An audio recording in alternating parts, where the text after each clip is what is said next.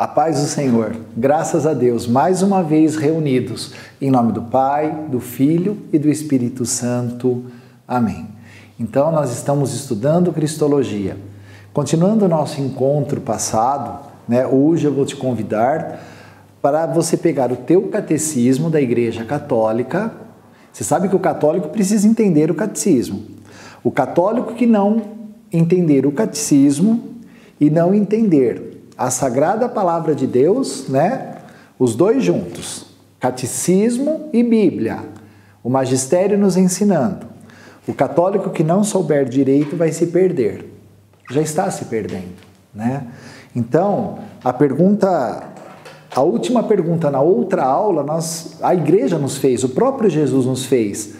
E para vocês, quem sou eu? Disse Jesus. Quem é Jesus para você? Não é? Aí, se você não participou do nosso último encontro, vai lá.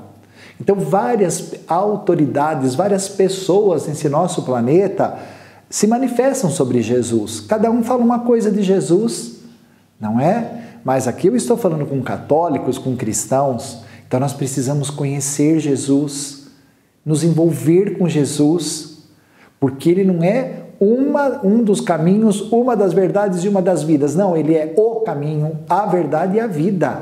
Uma só, uma verdade só.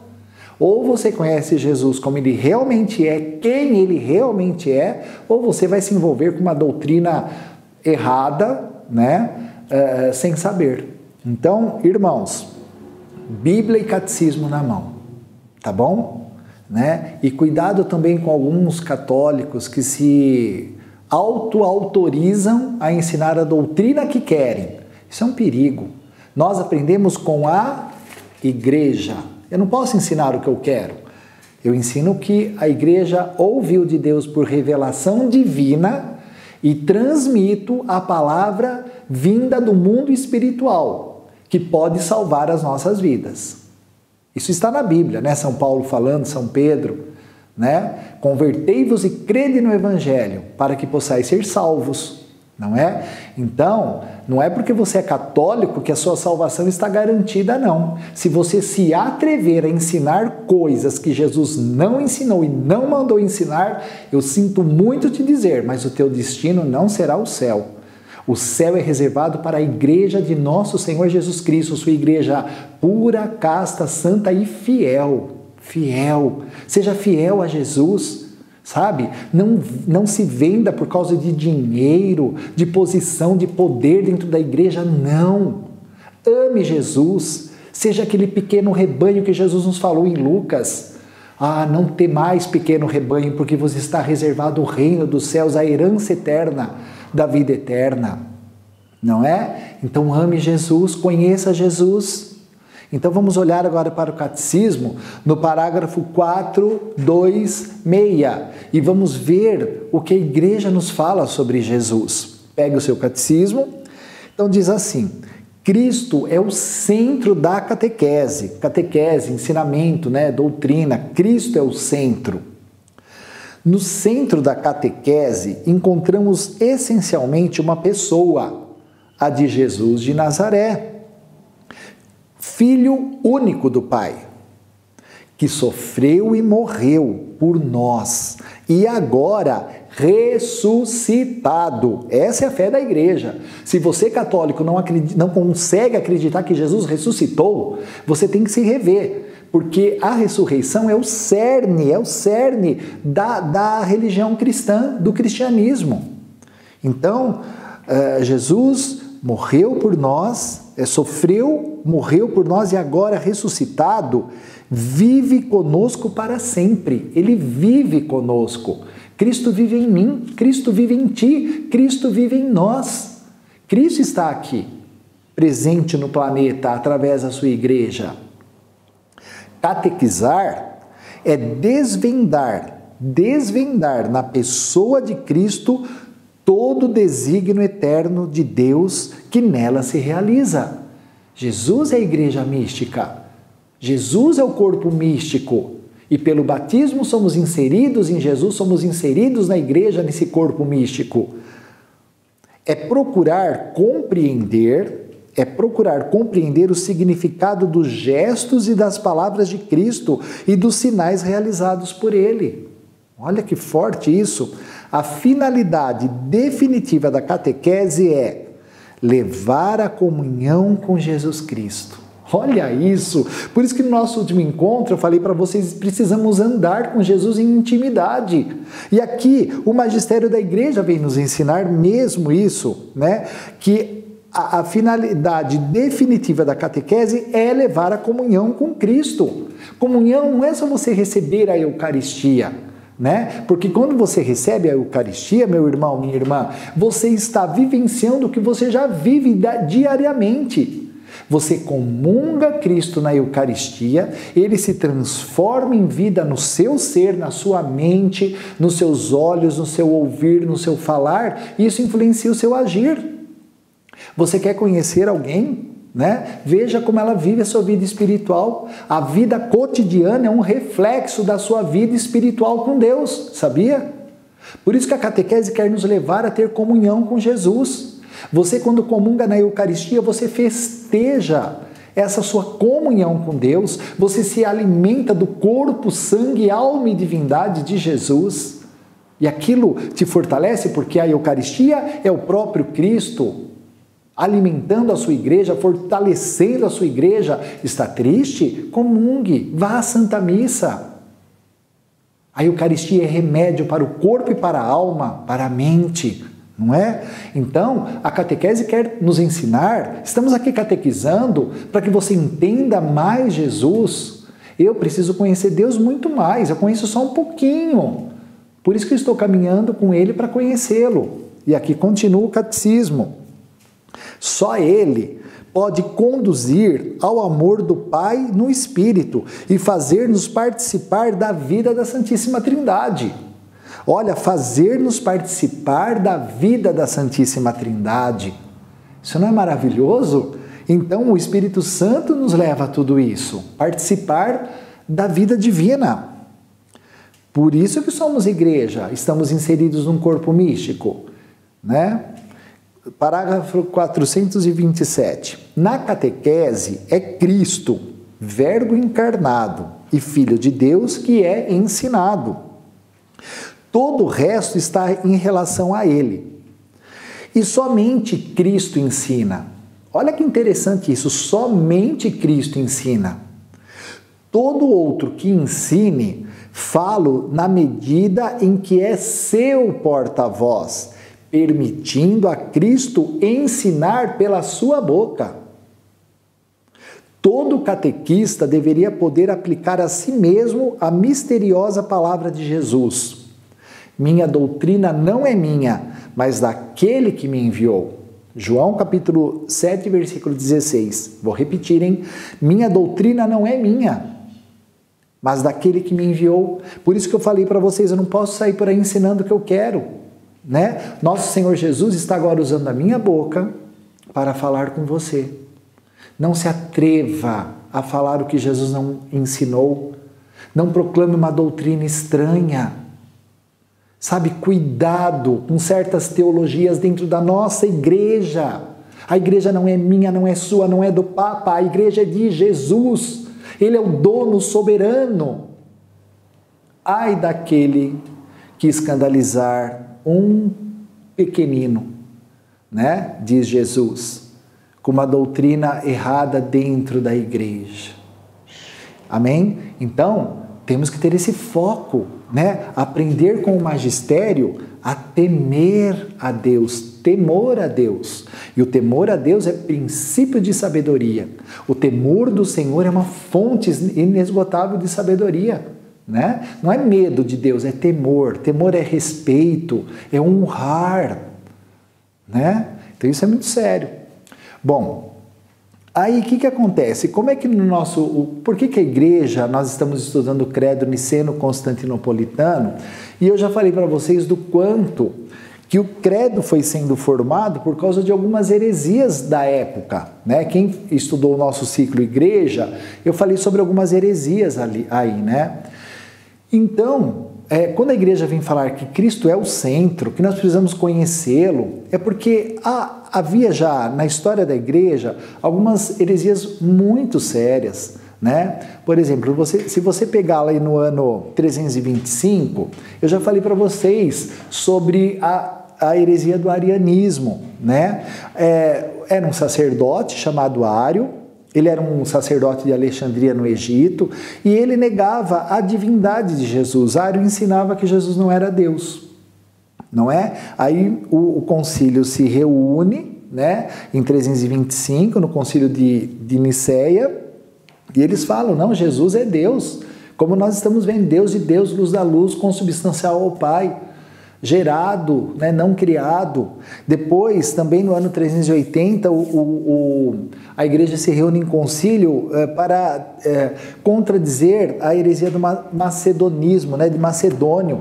Macedônio ensinava que o Espírito Santo não era Deus, não é? A igreja vem falar, não, nós cremos no Espírito Santo, Deus de Deus, né? E junto com o Pai e o Filho é adorado e glorificado ele que falou pelos profetas, né? São todas as revelações dos artigos dogmáticos desse credo que estamos estudando. E uma das piores heresias que houve na nossa igreja durante muitos séculos foi os cátaros, né? Ou os purificados, ou os albigenses, né? Era terrível, eles acreditavam em Deus, que Deus era o criador das coisas boas, era um Deus, né? O Deus criador das coisas boas, e o Deus mau, Lúcifer, havia criado esse planeta, eu e você e tudo. Então eles eram contra o matrimônio, contra a igreja, contra tudo. Então as pessoas não podiam ter relação sexual, porque senão mais uma obra de Lúcifer nascia aqui. Vai estudar sobre os cátaros nos livros, né? Nos documentos, na história. É terrível, né? Então a igreja foi se manifestando para nos ensinar quem era Jesus, quem é Jesus, não é? Então, falando de Cristo, estudando sobre Cristo, nós vamos começar a entender o valor de Cristo e do seu sacrifício por nós e da sua ressurreição por nós. Quero te convidar a pegar a sua Bíblia agora, pega a sua palavra, né, as Escrituras Sagradas, em Gênesis capítulo 6. Olha que coisa mais interessante que começa a acontecer.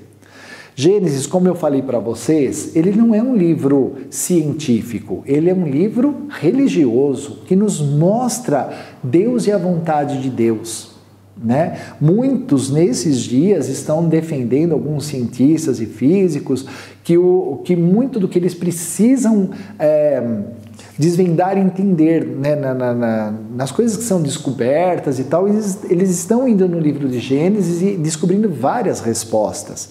Enfim, nós estamos em Gênesis capítulo 6.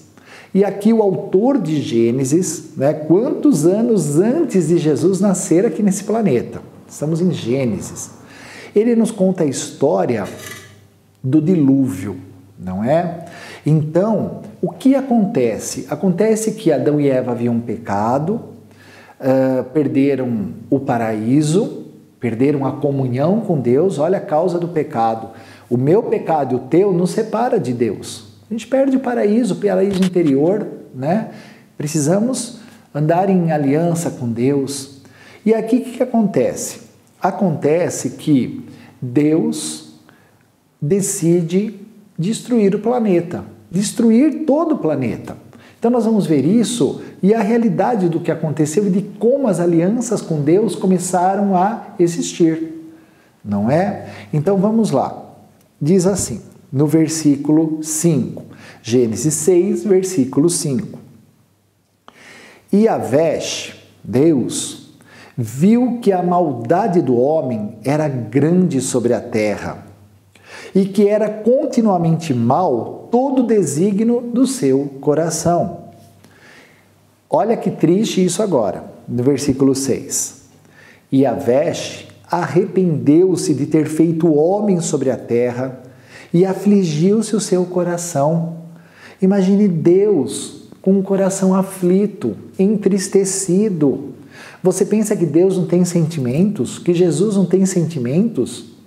Por isso que precisamos consolar o coração ferido de Jesus, especialmente nesses dias em que nós estamos vivendo essa crise mundial, né? Então aqui a Bíblia nos relata Deus se arrependeu, porque Deus que já vivia na sua glória com os seus anjos, Ele cria esse planeta por amor, não é? E daí acontece isto aqui. Então vamos ver o que foi acontecendo. E Yahvé disse, entristecido, farei desaparecer da superfície do solo os homens que criei, e com os homens, os animais, os répteis, as aves do céu, porque me arrependo de os ter feito. Amém. Então olha que interessante isso. Deus havia decidido, eu destruirei. Mas aconteceu um caso, um fato que mudou toda a história. Vocês imaginem. Então, daqui a pouco nós vamos estudar e entender que o Pai, o Filho e o Espírito Santo, a Santíssima Trindade, sempre existiram. Jesus não começa a existir quando a Santíssima Virgem fica grávida dele. Não, ele sempre existiu. Daqui a pouco você vai entender isso. Mas veja bem, quando a mão do Pai ia se estender para destruir a terra, imagine isso. Quando a mão de Deus ia pesar, a mão de Jesus veio e falou, não, Pai, não. E o Pai falou, por que não? Olha o versículo 8, o que vem nos falar. Então Deus estava pronto para exterminar a terra, mas Noé encontrou graça aos olhos de Yahvé. Amém? Noé encontrou graça aos olhos de Deus. Aleluia. Noé encontrou a graça aos olhos de Deus e por causa de Noé, o homem não foi destruído. Por tua causa, a tua família pode não ser destruída. Por causa da igreja aqui neste planeta, a terra não é destruída. Aqueles que temem o Senhor, aqueles que andam em seu caminho, é aqueles que trazem as luzes do Pai sobre toda esta terra. A misericórdia de Deus que se derrama cada manhã. E aí o que acontece? Por causa de Noé, a terra não é destruída. Aí ele manda construir a arca. Noé entra na arca com a sua família, porque a Bíblia nos fala que Noé era fiel. Não fala que os filhos dele eram, nem que a esposa, mas por causa de Noé todos se salvam.